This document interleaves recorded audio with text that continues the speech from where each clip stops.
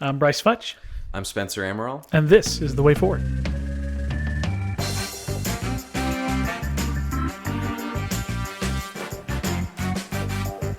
Welcome, everybody, back to a new episode of the Way Forward podcast. As you know, traditionally we have been sticking with the season model where we take one topic and discuss it over a series of episodes. However, we now have a sponsor, the Stand for Georgia Values Political Action Committee. And with that sponsorship, it's allowed us to put out more content. And so we hope to be giving you at least one episode a week. That will be kind of a catch up on the news and talking through some topics of the day. And then potentially a second episode as well, where we'll dive into some specific principles that are relevant to our time and our moment. So today's first will be kind of a news roundup, catch up commentary. There's been a lot going on. But all that to say, I'm your host, Bryce Futch, here with the amazing Spencer Amaral. Too kind. Hey, Bryce. Yeah, hey. Well, it also happens to be Spencer's birthday That's today, right. and so that's a big one. So appreciate you taking the time So out you of your have to day keep the to compliments do this. coming today. Indeed, it's a requirement. So first, we wanted to talk about kind of the well, I guess we already did talk about our what we're going to be doing with these one-offs. They may be weekly, they may not be weekly. Just bear with us and know that we both have real jobs and families and lives and all of that, and this is not what we do on a regular basis. So be on the lookout for that. But then I guess really the biggest piece of news that kind of started this cycle was the Trump assassination attempt not too long ago. That was a big deal. Yeah, it's been a big couple weeks. It has. So we're looking at some really negligent problems with the Secret Service. There's, the Secret Service Director Cheadle just resigned yesterday, and so that was a good move on her part.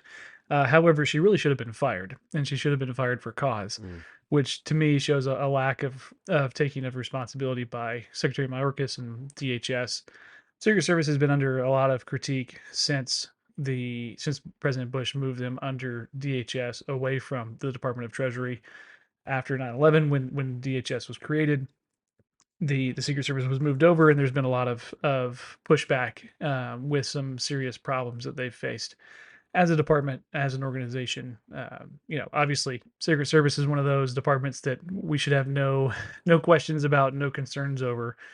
But I think we're seeing the consequences of a DEI based agenda play out right in front of us. Right, I think the Director Cheadle created a goal of 30% of diversification since by 2030. So this was something that they were focusing on as an organization. They were not looking to hire the best person for the job. They were looking to fit a quota or to fill a quota, and we've seen some of those disastrous outcomes. Yeah, the minute you stop making your decisions based on excellence and competence, you begin to see excellence and competence slide, which is dangerous when you're dealing with law enforcement and first responder agencies. Right. Yeah, it's one thing to say, we need certain demographics in the boardroom, and it's another thing to say, we don't care how good you are at these skills and how good you are at the job that you're being hired to do. We want you to look a certain way or to act a certain way, and that's just it's a travesty because it no longer rewards merit. And it's one thing to say, I'm trying to think of the fellow's name, um, Robert Johnson III, who started BET. He's a Mm. pioneer. Was for one of the first African American billionaire. Has a great talk about this, and his thing is, look, I'm not going to require you to hire someone because of the way they look.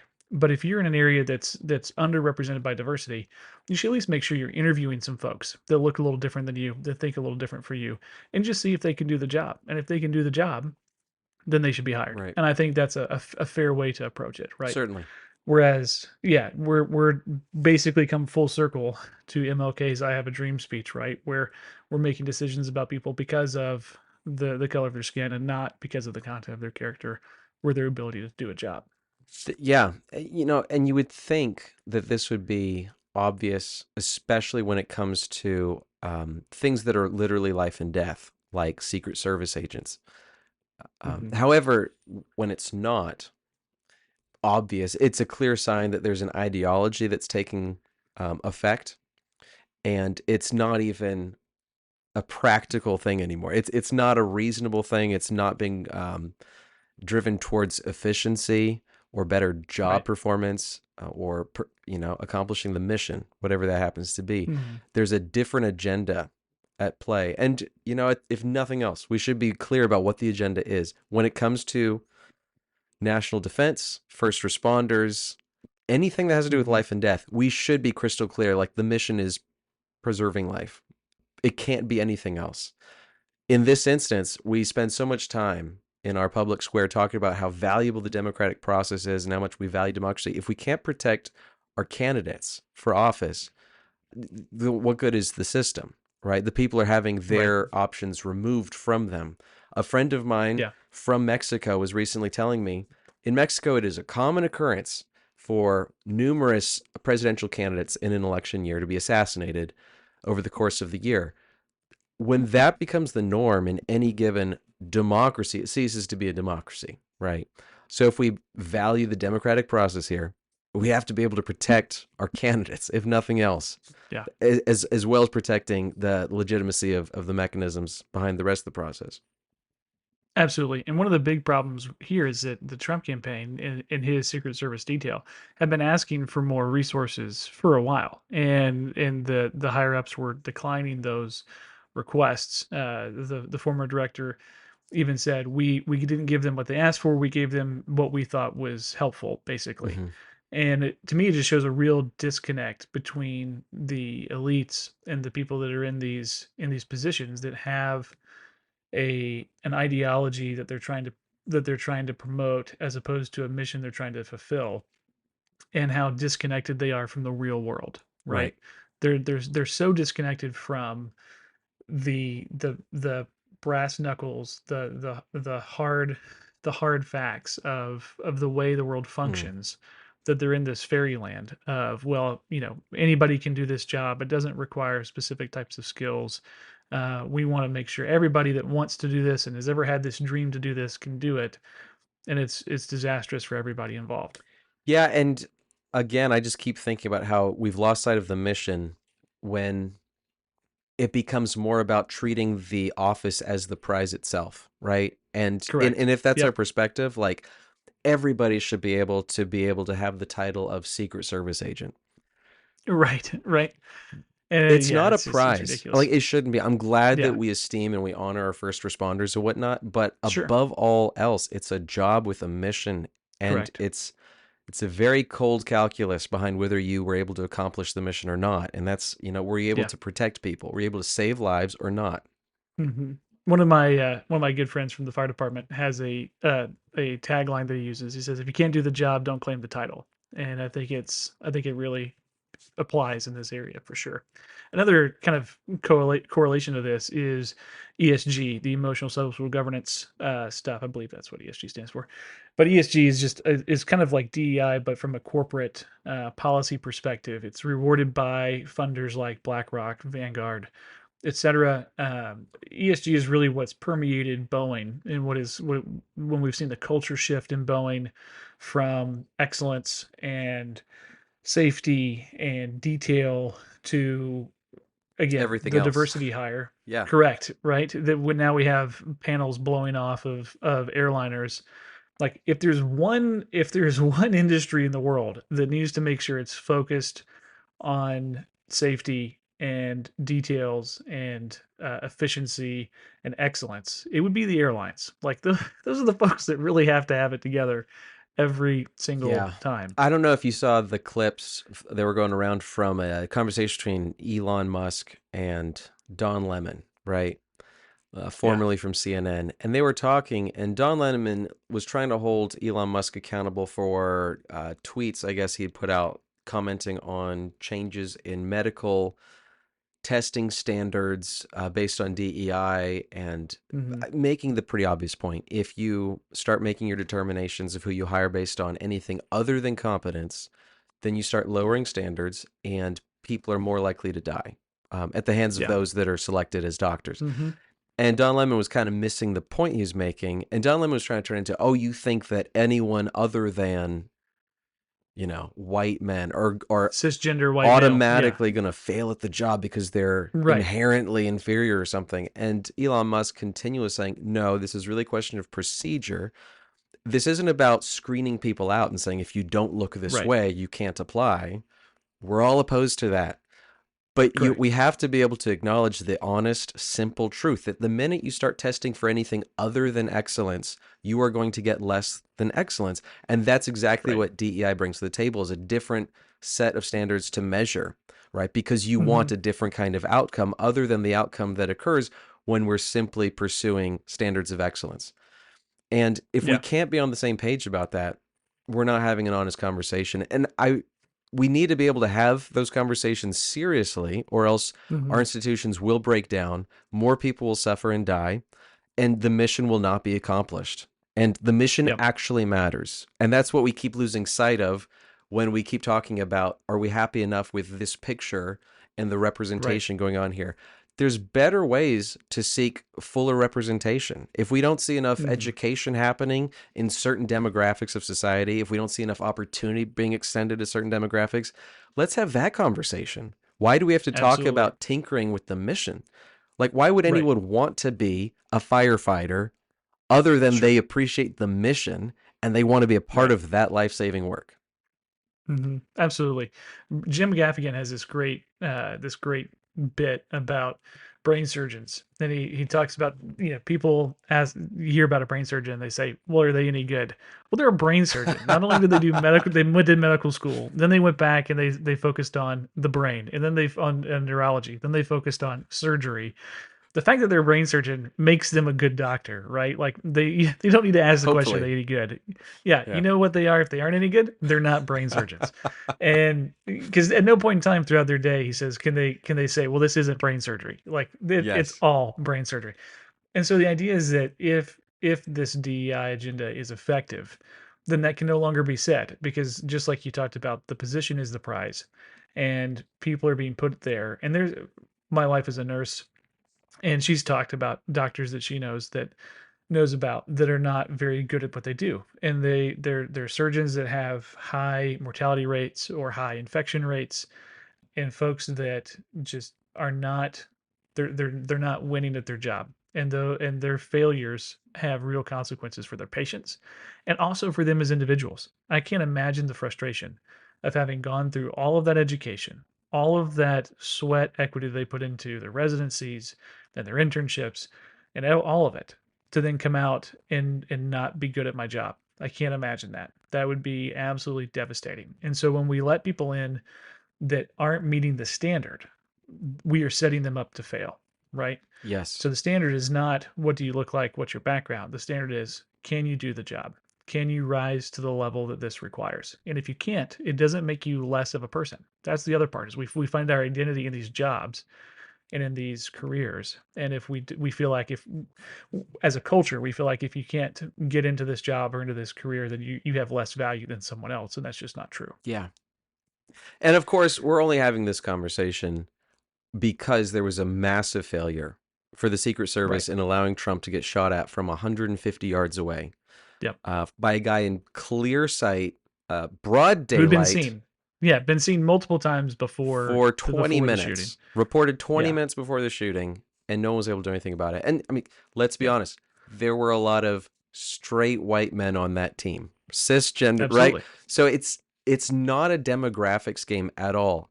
Right, I'm totally coming at this from the sense of the system and the way that the leadership shapes the institution. And if the leadership is shaped by a particular philosophy with an agenda that says success at the right. end of the day is having a team that looks a certain way, This like way. really, what's the Hmm. difference between that and white supremacy, right?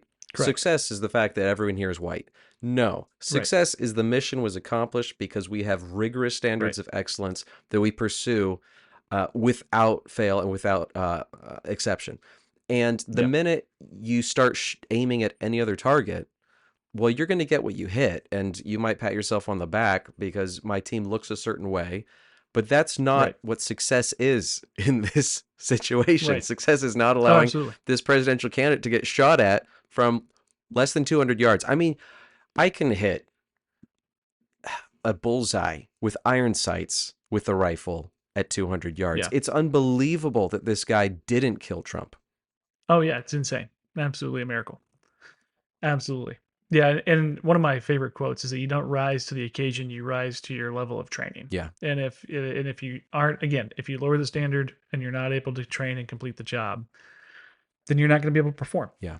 So let's keep going with some of the things that have happened since then. So President Biden has kind of sequestered himself.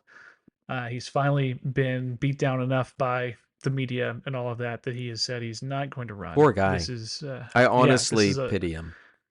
oh, absolutely, absolutely. And again, this was almost like a DEI, in my opinion, appointment the first time. Right? He was quite old, really never campaigned, was propped up well by his staff.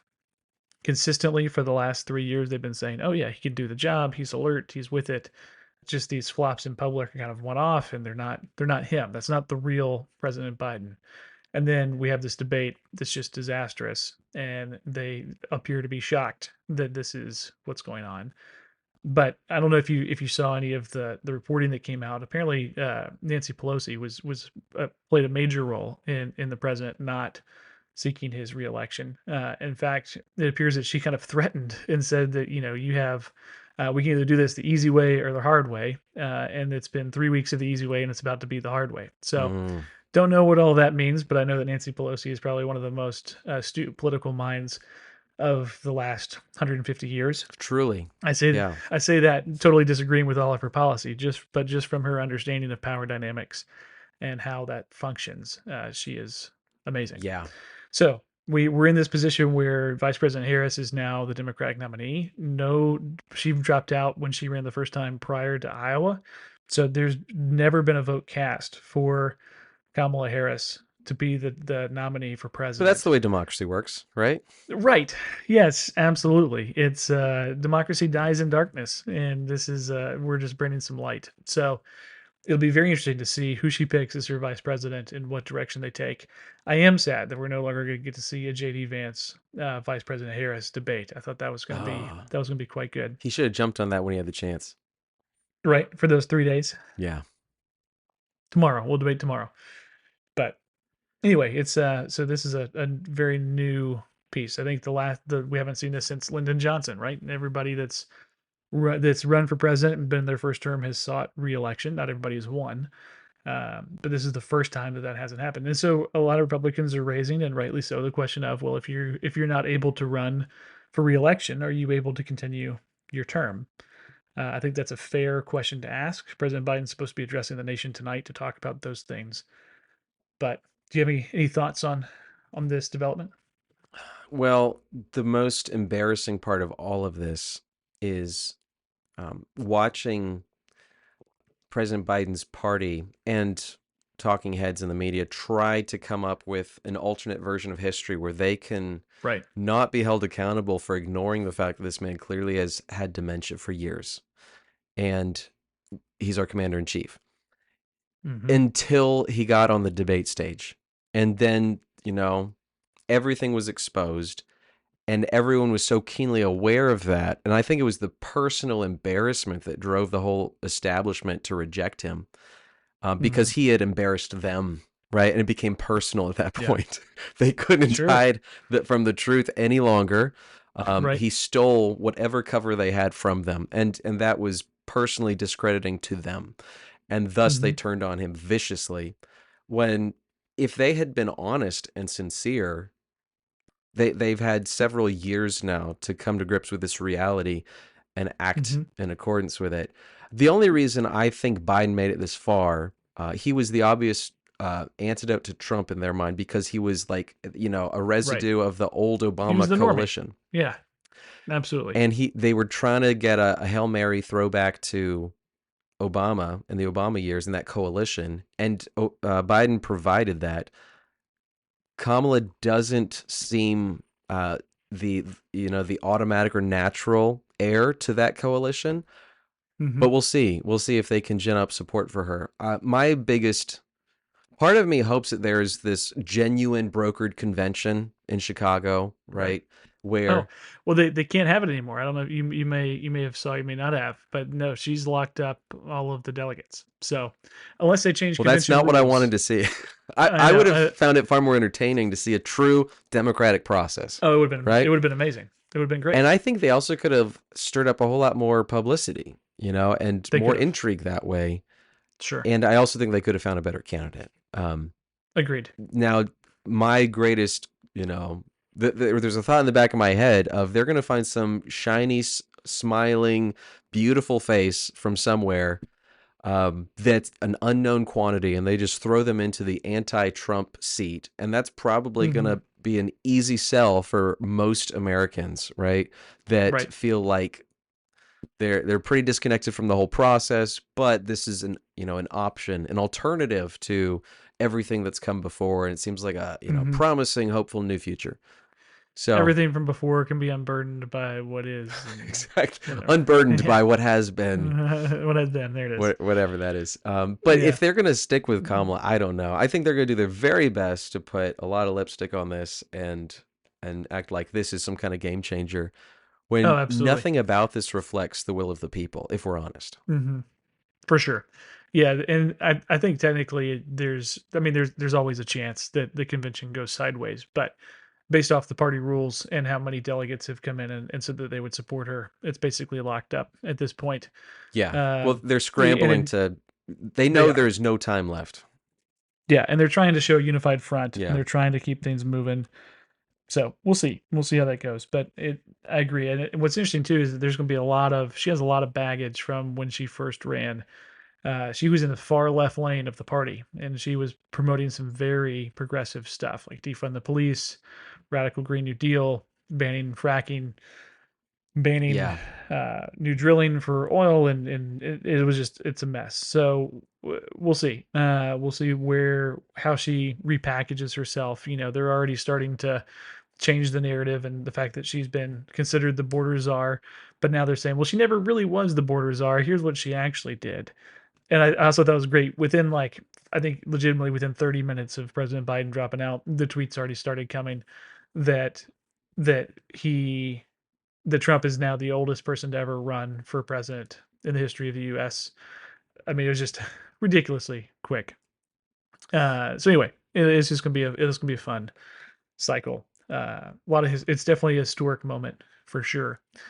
I Um, one last Next, thought on okay, this. yeah, please, Um, yeah, go ahead. I also noticed in the last couple of days, everywhere I turn and everywhere I click, there is a Kamala ad online. Like Hmm. they're blitzing with advertising now, and I keep seeing this ad of Kamala sitting there looking at the camera and saying the former president is a threat. Yeah. And then I skip that, so I don't know what comes after that. But like we just had this whole conversation about toning down the Hmm. rhetoric because Trump got shot at a Right. rally, because we've been calling him a threat to democracy for years Yes. now, and it's like we don't even remember that.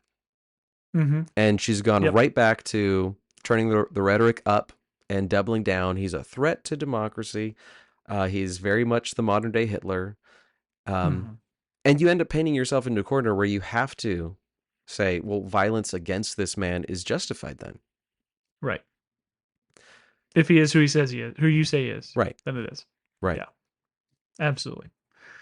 Speaking of violence, I don't know if you've seen any of the news coming out today. There's apparently a large contingency of pro-Palestinian protesters at the nation's capital that are protesting Prime Minister Netanyahu's speech tonight Ah, to a joint session of Congress. I have some friends in the area, and they're saying that it's actually started to become fairly violent, and that Capitol Police are responding with a large amount of pepper spray and tear gas and all of that stuff as well. So it's definitely our political rhetoric as a whole is vastly misaligned from where it should be. There's also a lack of consistency on the left when it comes to protests and demonstrations, etc. Now, let's draw a quick comparison between what's going on right now and the January 6th stuff. I I think the January 6th protests were were sad.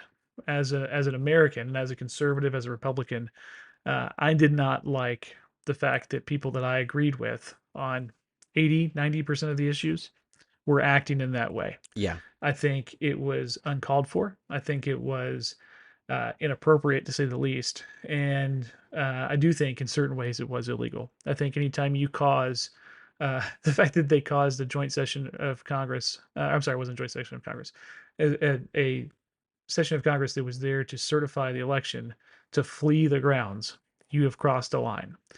Now, let's put January 6th in the appropriate context, right? We had months of BLM protests. Cities were being burned. Rioting was everywhere. And it was kind of a conservative Republican answer to that. The I vast majority of totally people that agree. were, I absolutely yeah, agree. the And vast that's majority, my take on January 6th is this was the after a year of violence, correct. everyone was so desensitized Yep. and angry.